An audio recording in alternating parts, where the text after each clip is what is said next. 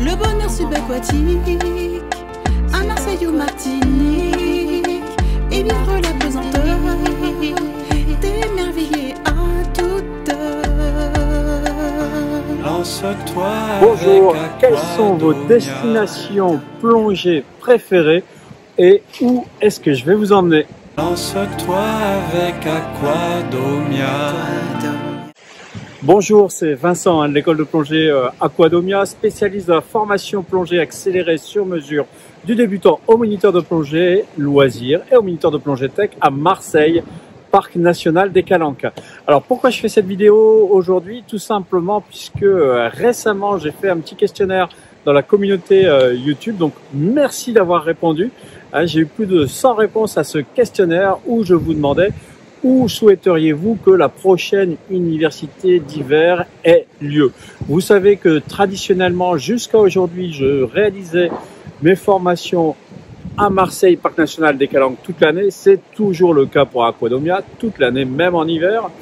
Et j'organise aussi une université d'hiver en février en Martinique. Cette année, c'était la dernière. Il va y avoir une nouvelle destination et c'est vous qui l'avez choisie. Restez bien jusqu'à la fin de la vidéo pour connaître la destination choisie, puisque le questionnaire que je posais sur la communauté YouTube comportait donc la Guadeloupe, la Martinique, la Réunion, Mayotte et la Polynésie. Et vous avez choisi, je vous en dis plus à la fin, et je vais vous dire où est-ce que j'ai préféré aller plonger, vous parler un peu des destinations que j'ai faites, vous rappeler que je me régale toujours autant dans le Parc national des Calanques ici à Marseille. C'est vraiment fabuleux, c'est merveilleux. Ce que j'y aime, c'est la diversité des fonds, avec vraiment depuis l'effet réserve du Parc des Calanques, vraiment de la belle faune, mérou systématique, quasi systématique à chaque plongée, des corbes, des dentis, vraiment des très très belles plongées, avec en plus la variété, puisqu'on tourne autour des îles et on a des tombants vertigineux, on a aussi bien des prairies herbeuses avec de la posidonie, on a aussi des épaves, donc c'est vraiment un très très beau spot de formation, et ça c'est vraiment très rare d'avoir des spots aussi nombreux et aussi rapprochés. Donc ça c'est super, en plus en étant près de la plus belle ville du monde, Marseille, où c'est quand même fantastique, avec un record de journée d'ensoleillement. Donc ça c'est vraiment génial pour venir faire votre formation. J'ai oublié dans ma description aussi les grottes que l'on peut faire. Vous savez que je suis moniteur caverne et que je peux vous faire votre formation caverne ici à Marseille. Alors, mis à part Marseille, les plus beaux spots de plongée au monde, et je suis assez sérieux quand je dis ça en fait, même si j'ai l'air souriant et humoristique, parce qu'on s'y régale. Mon grand plaisir, ça a été ces derniers temps, on a eu beaucoup de plongeurs qui sont venus se former et qui avaient l'habitude de plonger dans des destinations auxquelles nous n'avons pas eu accès pendant un certain temps et qui m'ont dit si j'avais su qu'en France on pouvait autant se régaler, je serais peut-être pas parti aussi loin. Et en plus pour le bilan carbone, c'est pas mal non plus en fait. Alors les destinations, parmi mes destinations préférées, je vais dire bien sûr, je vais parler de la mer Rouge qui est très prisée puisque très accessible, c'est à quelques heures d'avion. C'est pas si cher que ça et les fonds sont aussi merveilleux, avec possibilité de voir un petit peu de gros, de la tortue, du dugong à certains endroits, éventuellement du requin, mais surtout des récifs coralliens qui sont vraiment très très beaux et qui sont assez préservés. Il faut savoir que malgré le dérèglement climatique qui a tendance à avoir une influence sur le blanchiment des coraux, en mer Rouge, les scientifiques se sont aperçus que le phénomène était atténué et que les coraux de mer Rouge arrivent à assez bien s'habituer.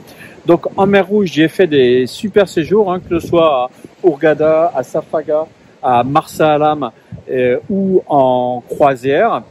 Vraiment très très beaux séjours. Je pense que je vais faire une petite coupure parce que le bateau est en train de bouger et il va falloir que je récupère un peu l'angle. Donc vous m'excuserez, je m'absente quelques instants et on va reprendre la vidéo ou alors je la continue toujours. Allez, c'est l'inconvénient du direct. J'espère aussi que vous n'êtes pas gêné par le vent. Le temps de démarrer ce moteur et je reprends. Donc j'ai parlé de la mer Rouge, qui est vraiment une super destination. Ensuite, il y a une destination que j'ai faite plusieurs fois, qui est vraiment très bien.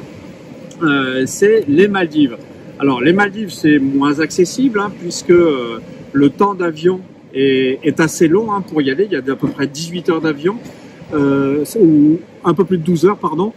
Et en fait, c'est vraiment une belle destination, assez préservée, avec le gros intérêt. C'est là, par contre, c'est le gros garanti. Quand je dis gros, c'est les raimentas, c'est les requins. En fonction des périodes, ça peut être très facilement les requins-baleines.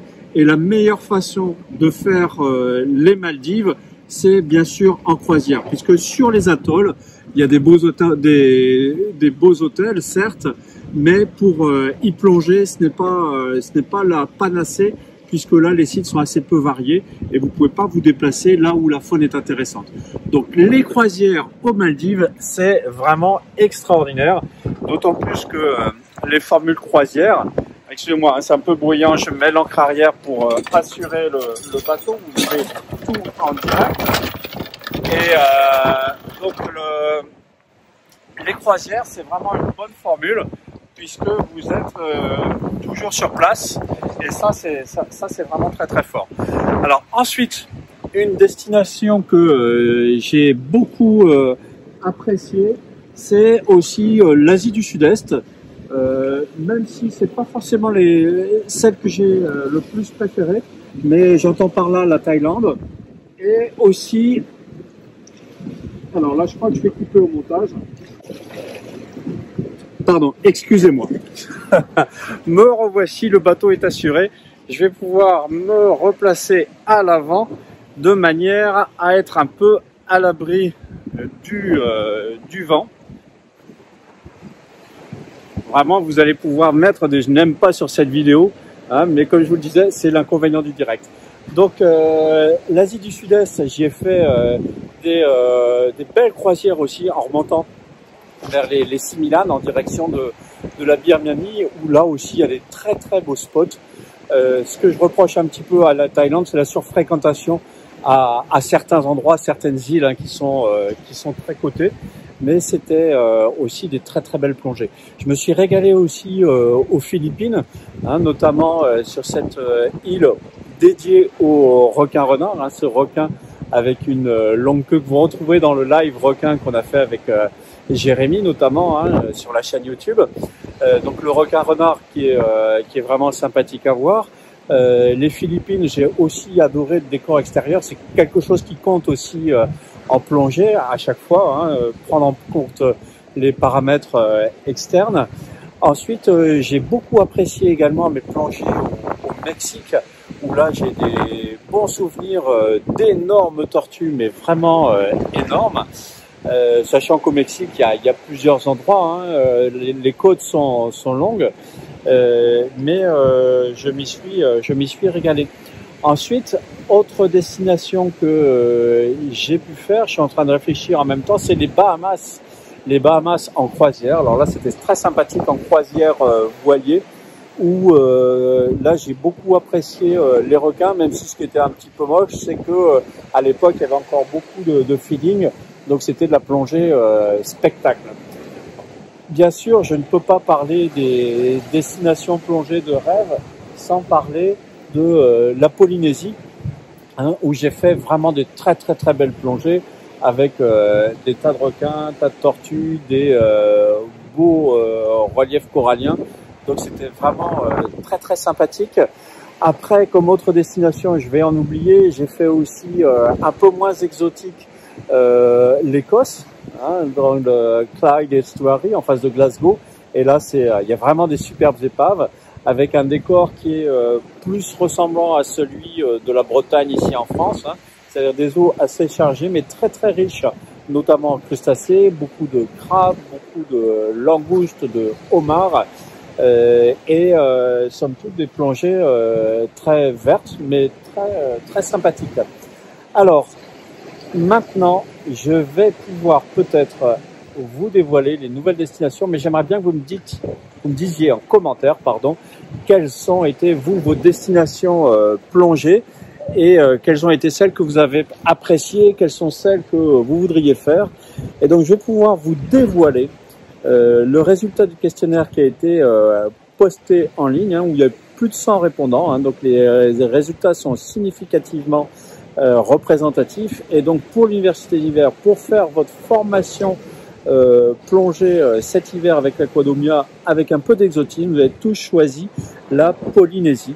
Et donc c'est là que va avoir lieu la prochaine Université d'hiver Aquadomia, de tout le mois de février. Vous pourrez y venir faire les formations traditionnelles que l'on propose chez Aquadomia, avec bien sûr des formations qui mettront l'accent sur la biologie des requins, des tortues et des récifs coralliens. C'est une très très bonne occasion.